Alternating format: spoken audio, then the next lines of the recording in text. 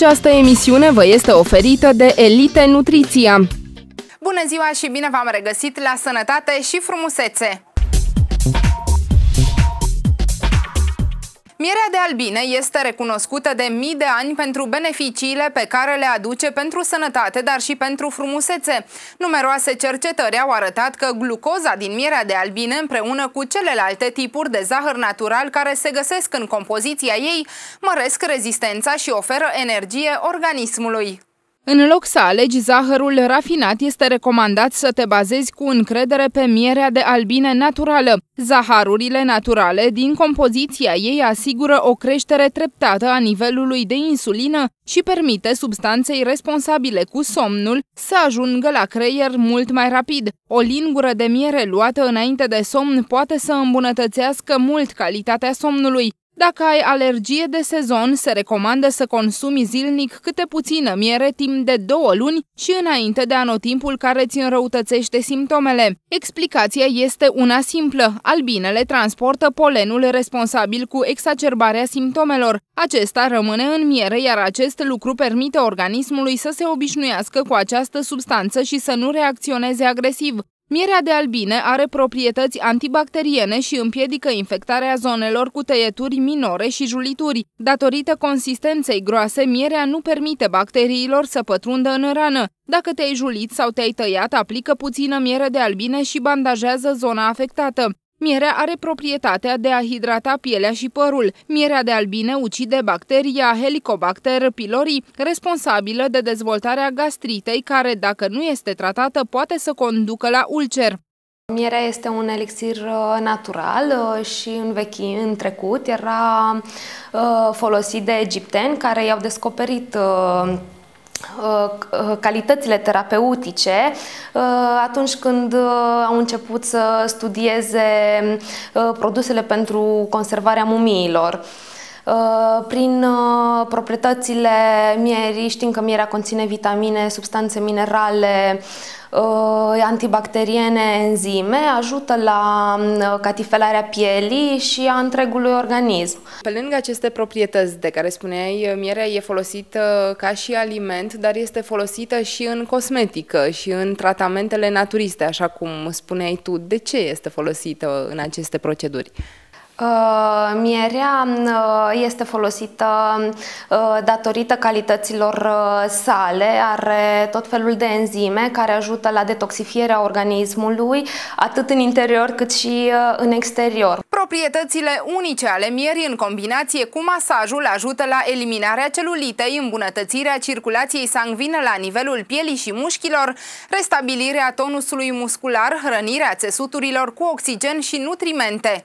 Mierea absoarbe toxinele și elimină impuritățile, iar masajul cu miere ajută la reducerea greutății corporale, eliminarea imperfecțiunilor pielii. Pielea devine mai catifelată, mai elastică și mai mătăsoasă. Acumulările de grăsimi, aspectul de piele lăsată sau celulita se pot îndepărta cu masaj cu miere. Masajul cu miere este și un tratament preventiv împotriva durerilor de cap, insomniei, extenuării fizice și intelectuale, bolilor psihosomatice, slăbirii imunității. Mierea folosită în masaj trebuie să fie o miere vie. Se poate combina cu uleiuri aromatice naturale 100%.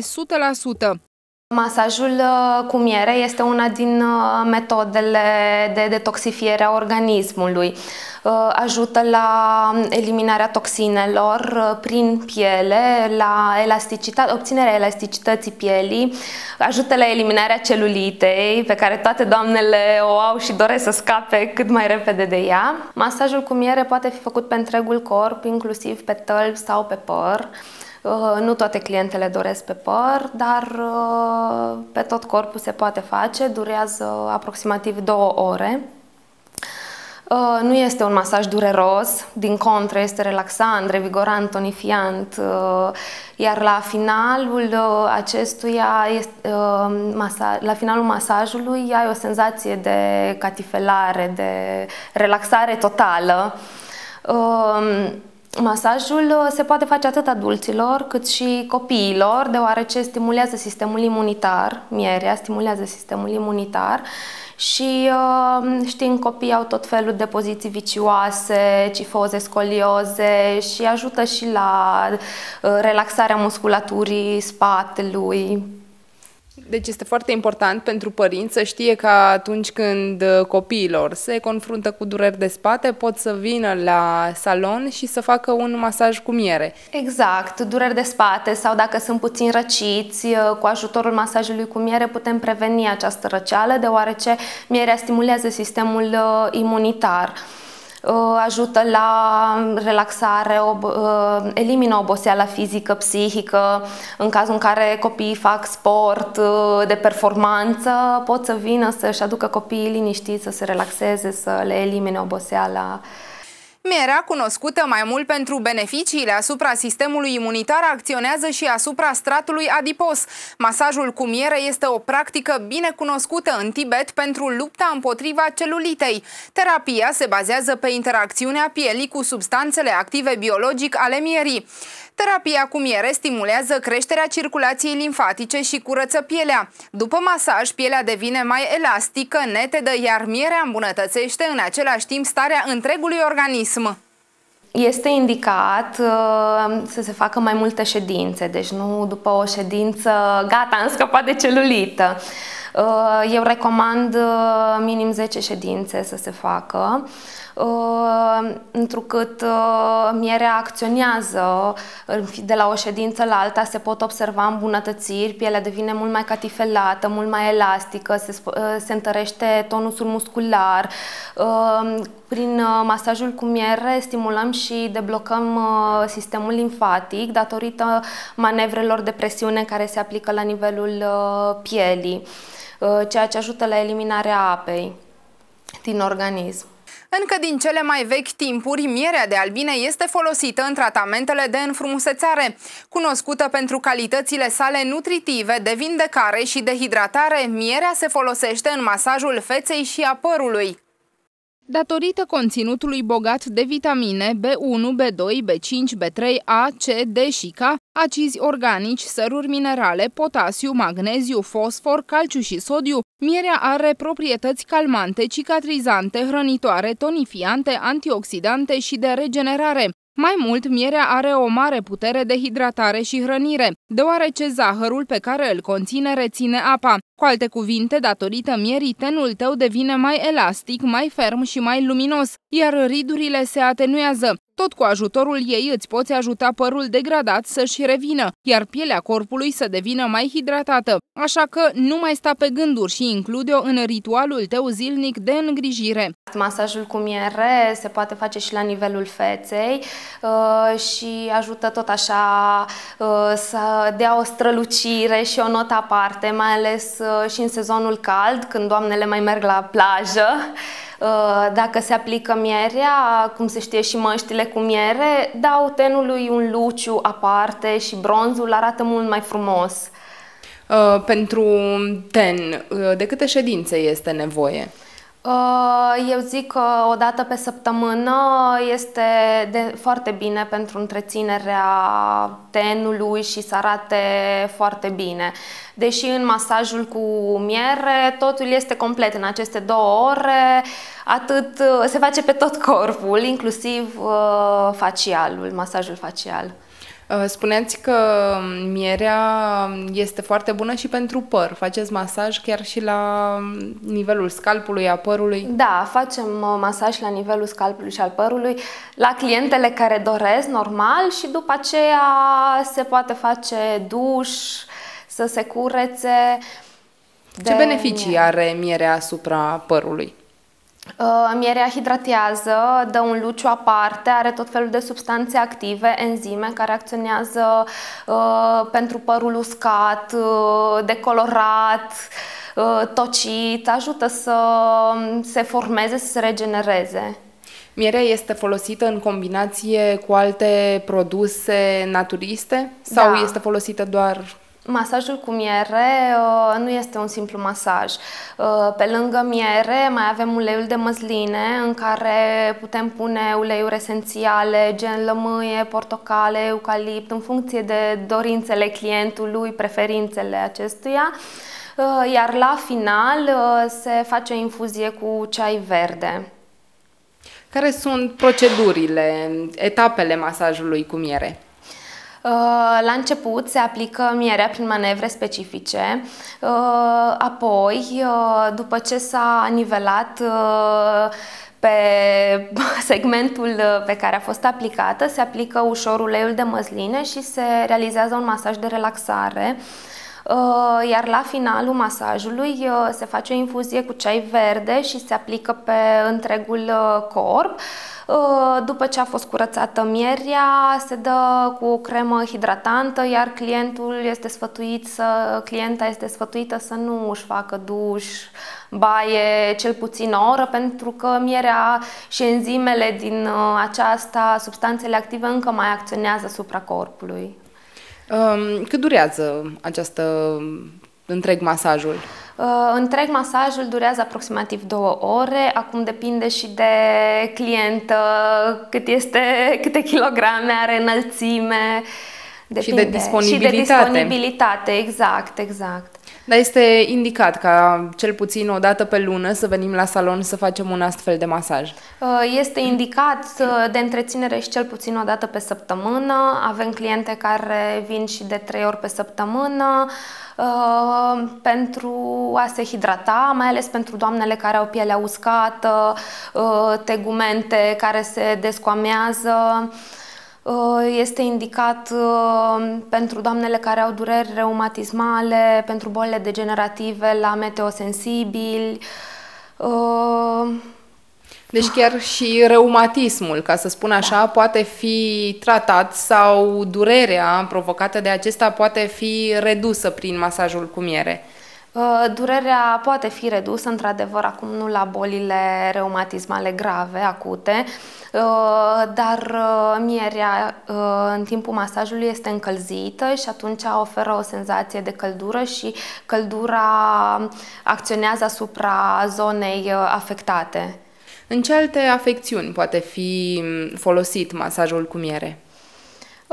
Răceli, gripe, dureri osteoarticulare, dureri de spate, scolioze, cifoze, poziții vicioase. Deci o gamă largă de afecțiuni care pot fi tratate sau măcar ameliorate prin acest masaj. Da, în timpul masajului, dacă persoana suferă de anumite afecțiuni, mierea își schimbă culoarea. În principiu, dacă devine albicioasă, înseamnă că clienta are probleme cu colesterolul și dacă este, spre exemplu, fumătoare răită, mierea devine gri, deoarece eliminând toxinele își schimbă culoarea. Și atunci poți să îi sugerezi să facă anumite terapii complementare sau să își facă anumite investigații. Atât înainte cât și după masajul cu miere este bine de știut că nu avem voie să consumăm alimente, deoarece înainte, dacă venim la masaj, digestia poate să aibă mici probleme din cauza masajului, iar după putem să consumăm lichide, dar nu alimente. Nu avem voie cel puțin o oră să consumăm alimente. De ce nu avem voie să consumăm alimente? Întrucât fiind relaxat poți să ai anumite probleme digestive, constipație, dureri de burtă, balonări. De aceea este indicat, așa cum spuneai, o oră, cel puțin o oră înainte după, și după să nu consumăm nimic. Există contraindicații în condițiile în care persoana are alergie la miere, nu putem să-i facem, de aceea la început aplicăm pe piele și lăsăm câteva minute să vedem. Dacă începe să se înroșească pielea, înseamnă că are alergie și nu riscăm să se îmbolnăvească, să facă mai mult, iar dacă persoana are pilozitate excesivă, la fel nu este indicat, deoarece intervine disconfortul. Să vedem acum care sunt etapele masajului cu miere. La început se aplică mierea, care a fost înainte încălzită pe lampă. Prin manevre ușoare se întinde.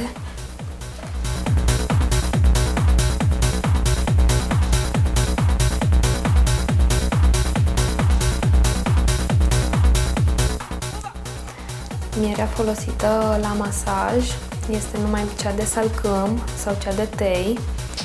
Nu trebuie să fie zaharisită și nici să aibă tot felul de adaosuri, de euri. Trebuie să fie cât mai naturală, adusă din stup.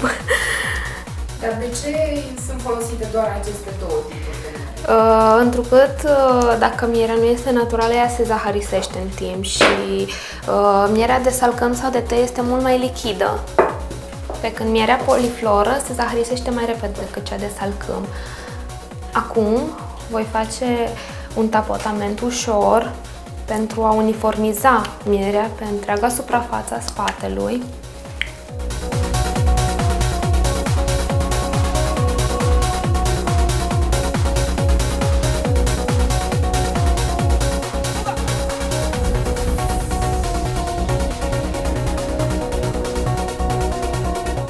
Masajul se face de jos în sus pentru a activa centrii nervoși și ușor se merge aplicând presiune asupra centrilor. După ce a fost aplicată mierea, se lasă câteva minute să acționeze, iar apoi se aplică uleiul de măsline.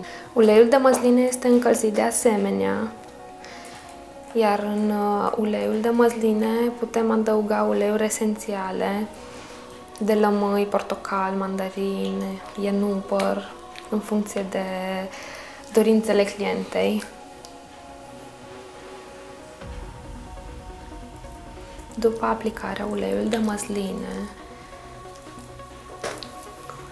se va face un masaj de relaxare, tonifiere, de contracturare a musculaturii.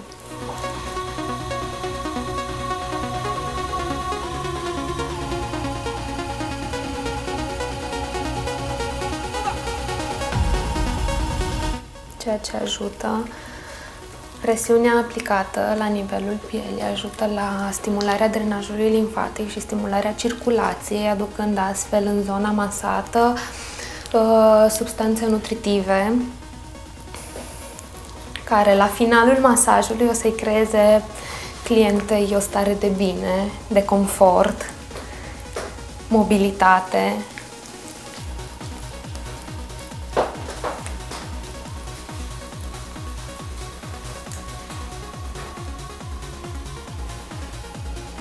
Manevrele sunt foarte ușoare, masajul nu este dureros.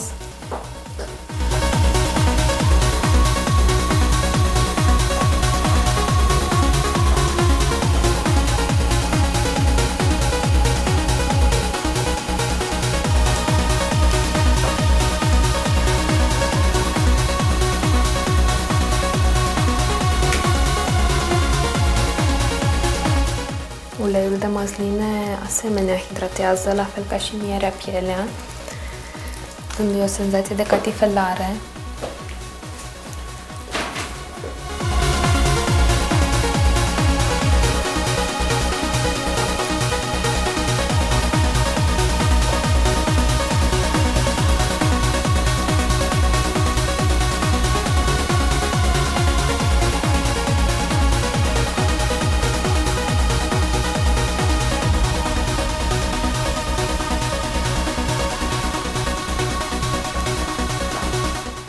După ce am terminat masajul, se va face o infuzie cu ceai verde în apă călduță.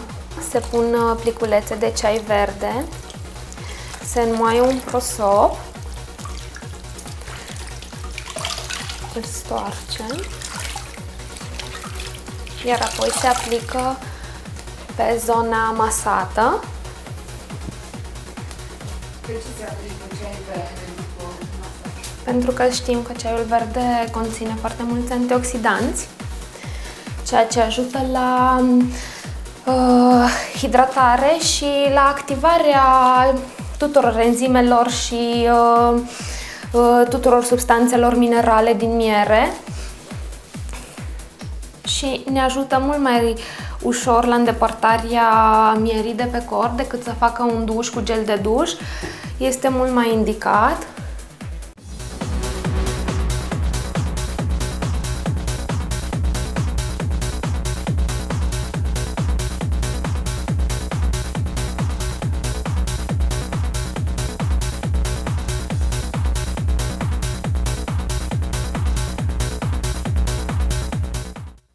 După ce am făcut infuzia cu ceai verde, se aplică o cremă hidratantă, care de asemenea ajută la închiderea porilor și ajută ca mierea să acționeze în continuare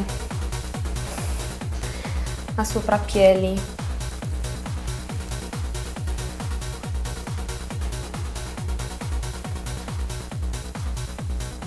Eu recomand masajul cu miere atât în sezonul rece, dar și în sezonul cald, întrucât oferă o hidratare corectă a pielii, mai ales dacă mergi la plajă. După aceea este binevenit masajul cu miere pentru un luciu și pentru a-ți evidenția bronzul și pentru eliminarea toxinelor care s-au acumulat în timpul sezonului rece. Aici încheiem ediția de astăzi a emisiunii Sănătate și Frumusețe. Până vinerea viitoare, toate cele bune, la revedere! Această emisiune v-a fost oferită de Elite Nutriția.